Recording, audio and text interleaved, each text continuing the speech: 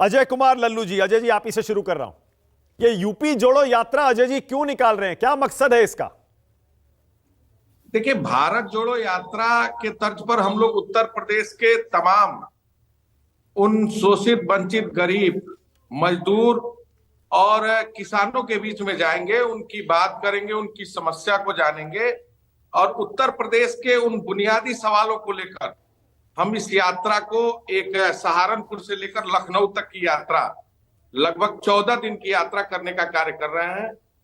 आज देश जिन हालात में गुजर रहा है, संवैधानिक संस्थाओं पर जिस तरह चोट पहुंचाई जा रही है, गरीब, किसान, शोषित, वंचित की आवाज दबाई जा रही है, जो बोलता है उसे लाठी डंडों से पीटकर जेल की सलाखों में भेज दिया जाता है।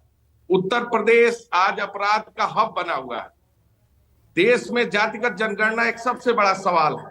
हम जातिगत जनगणना के सवाल पर, महंगाई के सवाल पर, बेरोजगारी के सवाल पर हम इस यात्रा को गांव, गली, चौक, चौराहे, नुक्कड़ और सभी जगहों पर ले जाकर हम लोगों के उन तमाम बुनियादी सवालों को लेकर हम उत्तर प्रदेश की आवाम तक ले जाने का काम करेंगे। मतलब ये सिर्फ और कांग्रेस की पहल है अजय जी, इसमें किसी भी तरह से समाजवादी पार्टी और बाकी अपने इंडिया गठबंधन के घटक दलों को आप साथ नहीं ले रहे हैं?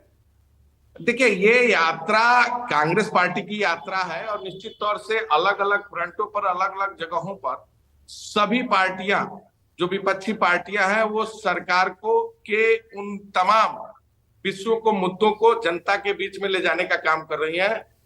देश के जरूरत को, जो आज बुनियादी सवाल है, जो जरूरत है, उन विषयों का हम ध्यान आकृष्ट कराकर जो सरकार की नाकामी है उनको जनता से जोड़ने का प्रयास कर रहे हैं।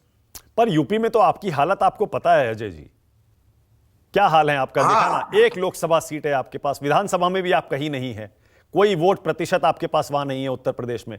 समाजवादी पार्टी प्रमुख विपक्षी पार्टी है।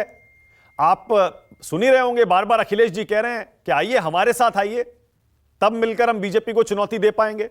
80 हराओ का नारा भी दे दिया उन्होंने। देखिए, ये जो सवाल है आपका कि हम संख्या में कम है, हमारा वोट प्रतिशत कम है, हमारा जनाधार कम है, ये निश्चित तौर से ये मैं मानता हूं कि जनता ने हमें मैंडेट 2022 में नहीं दिया, लेकिन हम हारे नहीं हैं, थके नहीं हैं, झुके नहीं हैं। हम निरंतर उन सवालों को उठा रहे हैं। आज की मैं घटना बताऊं, अभी एक कुशीनगर जनपद में माइक्रो फाइनेंस के प्रताड़ना के नाते एक औरत आरती देवी ने आत्महत्या कर लिया, कर्ज के बोझ से दबी थी। ये सवाल सबसे बड़ा सवाल है। शिक्षा के क्षेत्र में शिक्षा की, तो राहुल गांधी आएंगे क्या अजय जी? बड़े नेता आएंगे क्या यूपी जोड़ो में?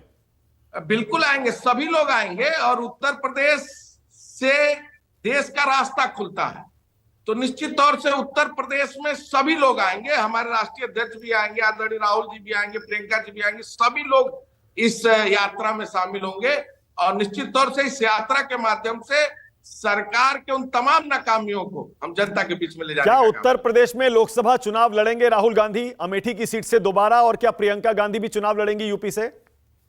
देखिए, ये उनका व्यक्तिगत फैसला होगा और पार्टी तय करेगी कि उनकी भूमिका क्या होगी, वो कहां से चुनाव लड़ेंगे, नहीं लड़ेंगे।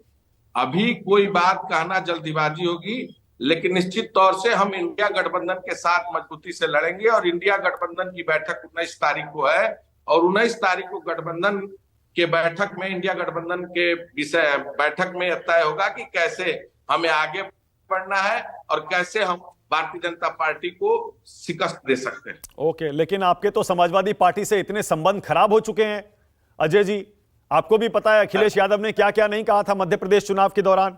अब कैसे मिलकर लड़ेंगे में चुनाव? राजनीति में ना कोई अस्थाई दोस्त होता है, ना अस्थाई दुश्मन होता है और सबका एजेंडा बिल्कुल क्लियर है। जो भारतीय जनता पार्टी की सरकार है, जिसने किसान, नौजवान, गांव, गरीब को छलने और ठगने का काम किया है, हर व्यक्ति परेशान है। महंगाई और बेरोजगारी इस प्रदेश का, देश का सबसे बड़ा मुद्दा है। निश्चित तौर से हम सब मिलकर इस सरकार को शिकस्त देंगे और इस लोकसभा चुनाव में उत्तर प्रदेश से भारतीय जनता पार्टी पूरी तरह गायब होगी, ये हमें भरोसा और विश्वास है। ओके।